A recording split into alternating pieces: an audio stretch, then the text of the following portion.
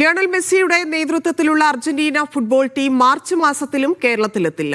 March വിൻഡോയിലെ അർജന്റീനയുടെ 2 കളിയും ഖത്തറിൽ നടക്കും. 27-ന് ഫൈനലിലും സ്പെയിനെയും 31-ന് ഖത്തറിനെയും അർജന്റീന നേരിടും. മെസ്സി മാർച്ചിൽ കേരളത്തിൽ വരുമെന്നും ടീമിന്റെ മെയിൽ വന്നെന്നും കായിക മന്ത്രി അബ്ദുറഹ്മാൻ നേരത്തെ അറിയിച്ചിരുന്നു.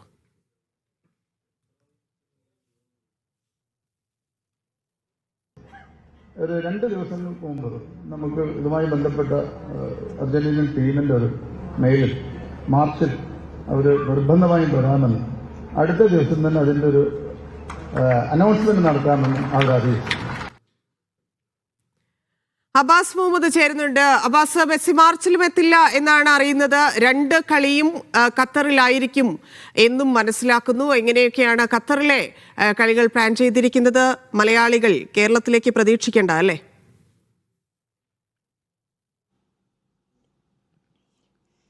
കേരളത്തിലെ ഫുട്ബോൾ ആരാധകരെ സംബന്ധിച്ചിടത്തോളം ഒരുപാട് നാളായി കേൾക്കുന്നതാണ് മെസ്സി വരും, മെസ്സി വരില്ല, മെസ്സി വരും, മെസ്സി വരില്ല എന്നുള്ളത്. ഏതായാലും ഈ ഒരു അടുത്ത മാർച്ചിലെ അന്താരാഷ്ട്ര വിൻഡോയിൽ, ഫിഫയുടെ അന്താരാഷ്ട്ര വിൻഡോയിൽ മെസ്സി കേരളത്തിലേക്ക് വരില്ല എന്ന് ഏകദേശം ഉറപ്പായിരിക്കുകയാണ്. ഏകദേശമല്ല, അത് ഉറപ്പ് തന്നെയാണ്. കാരണം കഴിഞ്ഞ ദിവസം ഇവിടുത്തെ ലോക്കൽ ഓർഗനൈസിംഗ് കമ്മിറ്റി, ഫുട്ബോളിൻ്റെ പ്രാദേശിക സംഘാടന സമിതി പുറത്തിറക്കിയ ഷെഡ്യൂൾ പ്രകാരം അർജന്റീനയുടെ മത്സരങ്ങൾ മുഴുവൻ നടക്കുന്നത് ഖത്തറിലാണ്. നമുക്കറിയാം, ഫൈനലിസം എന്ന് പറയുന്ന പോരാട്ടം യൂറോപ്യൻ ചാമ്പ്യന്മാരും അതുപോലെ സൗത്ത് അമേരിക്കൻ ചാമ്പ്യന്മാരും തമ്മിലുള്ള ലോകം മുഴുവൻ കാത്തിരിക്കുന്ന ഒരു പോരാട്ടമാണ്. ഈ പോരാട്ടം സ്പെയിനും അർജന്റീനയും തമ്മിലാണ്. മാർച്ച് 27-ന് ഐക്കോണിക് സ്റ്റേഡിയമായ ലുസൈലിൽ വെച്ചാണ് ഈ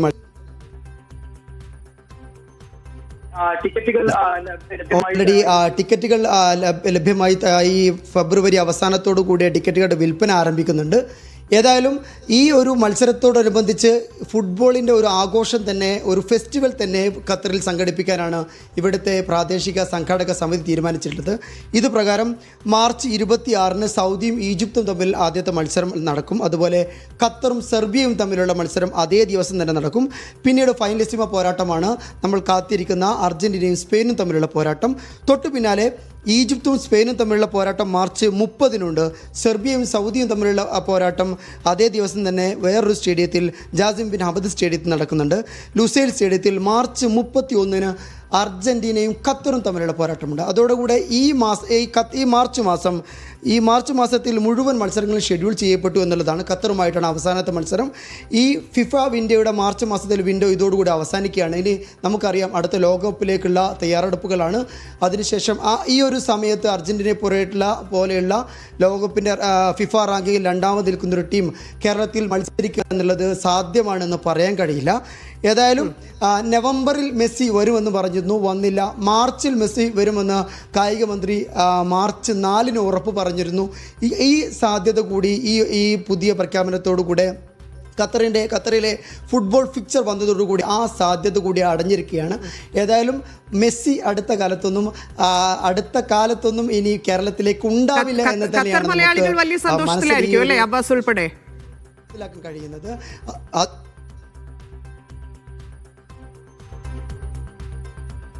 ചോദ്യം ഒന്നുകൂടി ആവർത്തിക്കാമോ? അല്ല, ഖത്തറിലെ മലയാളികൾ വലിയ സന്തോഷത്തിലായിരിക്കും. ഖത്തർ ദോഹ മലയാളികളൊക്കെ, അബ്ബാസ് ഉൾപ്പെടെ വലിയ ഹാപ്പിയാണെന്ന് മനസ്സിലാവുന്നു. തീർച്ചയായിട്ടും ലയണൽ മെസ്സിയെ പോലെയുള്ള ഒരു സ്റ്റാർ പ്ലെയറെ, ഗോട്ട് എന്ന് വിശേഷിപ്പിക്കാൻ പറ്റുന്ന താരത്തെ, ഈ ഐക്കോണിക് താരത്തെ കാണുക എന്നത് ഖത്തറിലെ ആരാധകരെ സംബന്ധിച്ചോളം അത് പുതുമയുള്ള കാര്യമല്ല. 2022 ലോകകപ്പിൽ അവർ നേരിട്ട് കണ്ടതാണ്. ഏതായാലും മെസ്സി ഒരിക്കൽ കൂടി ഈ നാട്ടിലേക്ക് വരുന്നു. ഖത്തർ നമുക്കറിയാം, ഫിഫ അറബ് കപ്പ്, അതുപോലെ അണ്ടർ-17 world cup, intercontinental cup തുടങ്ങിയ അന്താരാഷ്ട്ര മത്സരങ്ങൾക്ക് വേദിയായി നിൽക്കുകയാണ്. തൊട്ടുടനെയാണ് ഇങ്ങനെയൊരു ഫുട്ബോളിൻ്റെ ആഘോഷം കൂടി വരുന്നത്. മെസ്സിയെ നേരിട്ട് കണ്ടവരാണ് ഇവിടുത്തെ ഫുട്ബോൾ ആരാധകരിൽ മിക്കവരും. ഏതായാലും മെസ്സി വരുന്നു. അതേപോലെ തന്നെ ഈ ലോക ഫുട്ബോളിലെ സെൻസേഷനായ ലാമിൻ യമാൽ വരുന്നു. തൊട്ടപ്പുറത്ത് ഈജിപ്തിൻ്റെ മുഹമ്മദ് സലാ വരുന്നു. ഇങ്ങനെ ഒരു ഫുട്ബോളിൻ്റെ മറ്റൊരു ആഘോഷം കൂടി ഇവിടെ വരികയാണ്. ഇതിൽ പ്രധാനപ്പെട്ടത് ഫൈനലിസിമ പോരാട്ടം തന്നെയാണ്.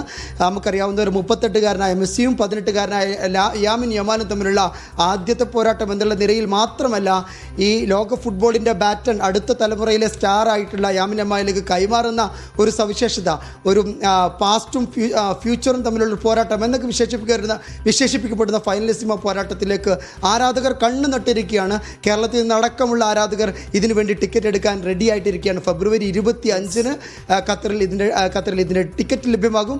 ഏതായാലും ഈ ഒരു ഫുട്ബോളിൻ്റെ മാമാങ്കത്തിലേക്കുള്ള മഹോത്സവത്തിലേക്കുള്ള ഒരു കാത്തിരിപ്പ് തന്നെയാണ് ഖത്തറുള്ളത്. അതോടുകൂടെ തന്നെ ലയണൽ മെസ്സി കേരളത്തിലേക്ക് ഫിഫയുടെ ഈ മാർച്ച് വിൻഡോയിൽ വരില്ല എന്നുള്ള ഒരു ദുഃഖസത്യം കൂടി നമ്മൾ മനസ്സിലാക്കേണ്ടിയിരിക്കുന്നത്. ശരി.